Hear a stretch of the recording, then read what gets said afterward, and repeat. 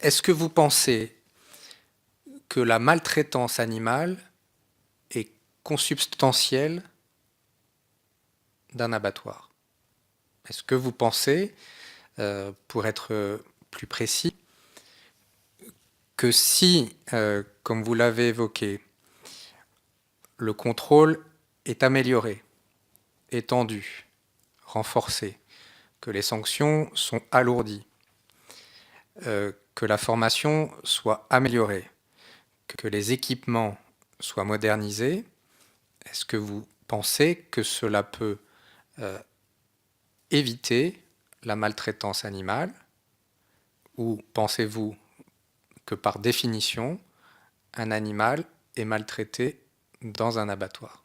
Voilà, je voudrais avoir une position générale afin peut-être qu'on entre ensuite dans le détail. Vous les avez évoqués, vidéosurveillance, formation, de manière très précise, chacune et chacun d'entre vous.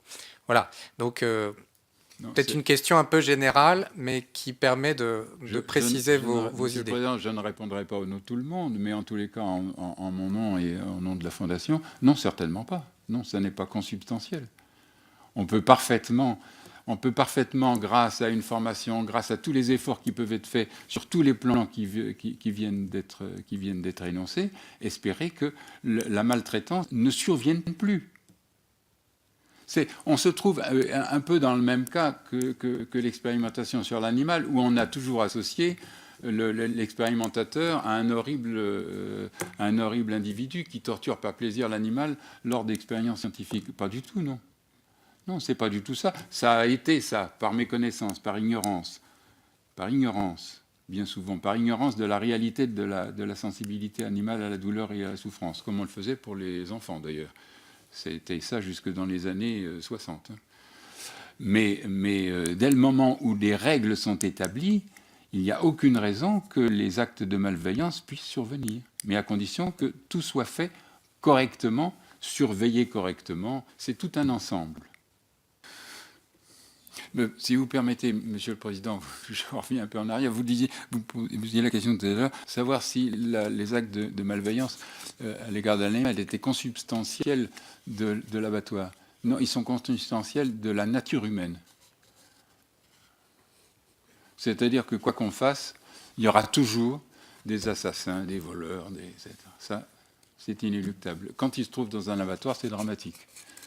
Oui, non, mais ce n'est pas le sens de ma question. Malheureusement, on sait que, comme dans la société, et c'est la raison pour laquelle d'ailleurs on a à la fois des policiers, des gendarmes présents dans la rue, mais qu'aujourd'hui la société a considéré qu'il était utile d'accompagner cette surveillance par de la vidéosurveillance dans quelques endroits. Donc sans vouloir faire de comparaison, on voit bien que partout, à l'Assemblée nationale comme dans les abattoirs, il y a des gens qui sont en dehors de la loi. Ma question, non, elle était, est-ce que l'abattoir est forcément un lieu de maltraitance? Voilà, c'était ça ma question. Il va de soi que malheureusement, et il y aura toujours des gens malveillants, maltraitants, simplement la question aujourd'hui, elle est de pouvoir les voir, les arrêter et les sanctionner. C'est-à-dire l'abattoir peut ne pas être un lieu de malveillance, si on fait le nécessaire. C'est ça la réponse. Voilà, c'était ma question et c'est votre réponse. Je vous en remercie.